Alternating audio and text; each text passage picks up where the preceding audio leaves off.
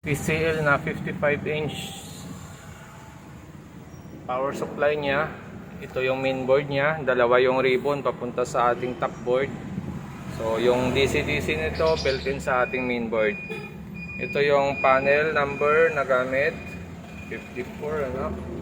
Tapos yung issue nito ay yan, gumaganyan siya, nagno-normal tapos nagro-roll tapos nagno-normal. Pero mayroon na siyang guhit sa baba. Tapos napapansin natin dito sa side na to, parang dito nagmumula yung bagsak ng supply niya. Dito normal oh. Yan, normal, hindi nagko-curve. Pero ito, pansin mo nagko-curve talaga dito. Parang diyan nagmumula yung bagsak ng supply. So pag ganito, itong side na to, hang tayo ng ribbon. Hang natin yung side na ito. Titingnan natin kung magpo full screen yung, ayun, may tape na nga siyang isang nilagay. So galing na kasi ito sa isang manggagawa din.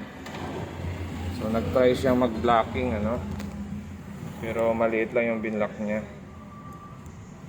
So tingnan natin kung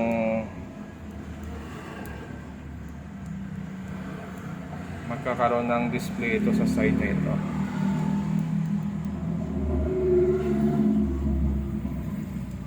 Backlight na siya. Tingnan natin. Nagro-roll din siya. Yan, normal tapos magro-roll. Roll tapos magno-normal. So, yan din yung issue niya, no? Okay. Lipat tayo. So, pinulot ko na natin tapos lipat tayo ng ito, tanggalin natin tong nilagay niyang tape.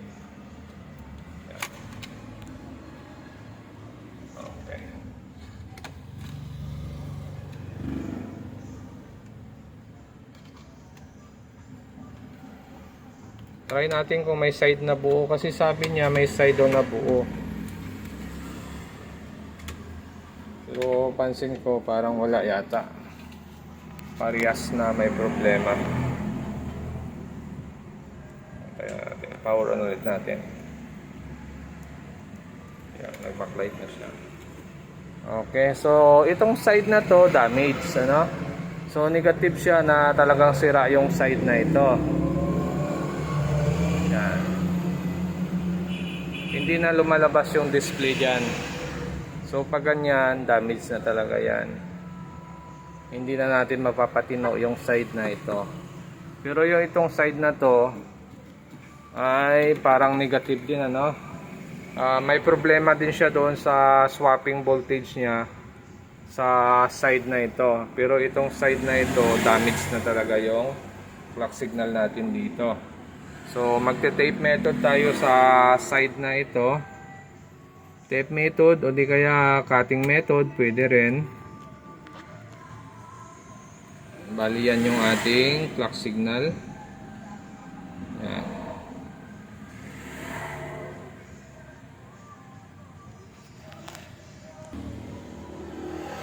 So bali yan yung kanyang LC1, LC2. Okay, so check natin yung circuito, tapos magka-cut tayo dyan. Tapos i-modify natin yung supply ng LC1, LC2 nya para mag-normal yung display.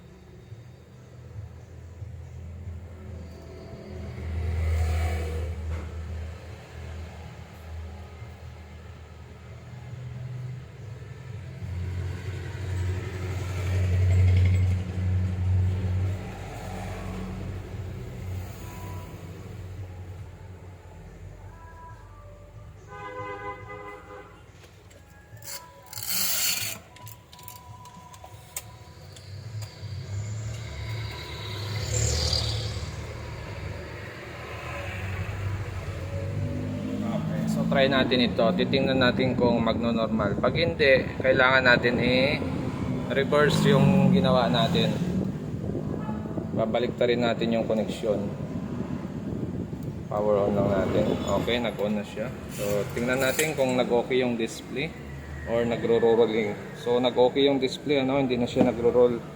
Ibig sabihin nun, tama yung connection na nilagay natin. Yan, hindi na siya nag-roll. Okay.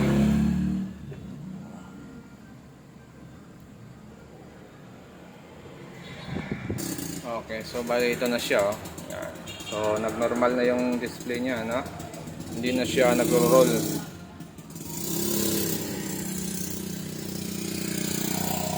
Okay na. So, yun lang ginawa natin. Nag-tape method tayo, tapos nag-modify tayo ng LC1, LC2 doon sa kabilang side niya. So, bali ito yung ginawa natin dyan. Yan, nag-tape method tayo dito kasi ito malala na ang sira nito, wala na itong display. Tapos ito naman may display siya, kaya lang nagro-roll naman pag papalit-palit siya, nagro-roll, normal, nagro-roll. So, pag ganon, pag ang screen niya ganon ang nagiging issue, madalas nun, nasa swapping voltage nun.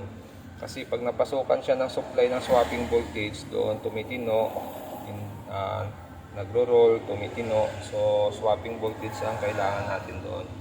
So, ginawa natin sa swapping voltage ay minodify lang natin. So, kinat natin yung circuito dito, mula dito na circuit, kinat natin yan. Nag-cut tayo dyan, tapos nag-fix tayo ng supply. So, ito yung LC2 natin, ay tinap natin siya sa may PGL. Yung LC1 natin, tinap natin siya doon sa BGH. Yan, para mag-fix na yung supply ng LC2, LC1 natin, para hindi na magkakaroon ng roll yung display niya doon sa screen. Kasi pag swapping voltage ang pumapasok doon sa LC1, LC2 natin, ay nagro-roll yung screen natin, nagro-roll yung picture.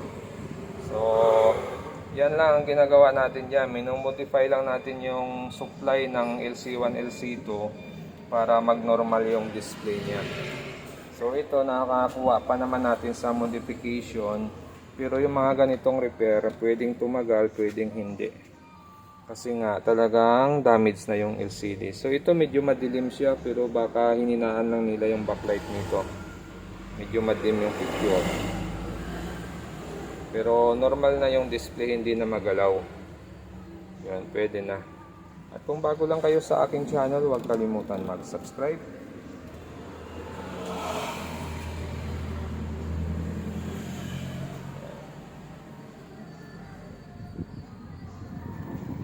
So, ganun lang ginawa natin dito.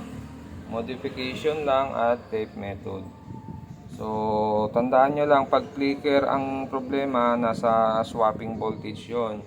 Pero pag nag-double image ang problema, ay nasa clock signal siya.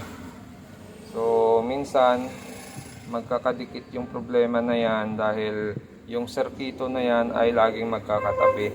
Pwedeng magkaroon ng leak sa LC1, LC2 papunta sa clock signal. Pwede ring magkaroon ng leak yung clock signal natin papunta sa LC1, LC2. Kaya minsan komplikado yung sakit ng unit natin. Minsan medyo malala yung problema ng screen natin. Kasi nga nagtagos yung LC1, LC2 natin doon sa clock signal natin. Kaya minsan nadadamay yung display. So ito, obserbahan na lang natin to. Titingnan natin kung magtuloy-tuloy na ito. So pwede na ito. Obserbahan na lang natin. Pwedeng tumagal, pwedeng hindi.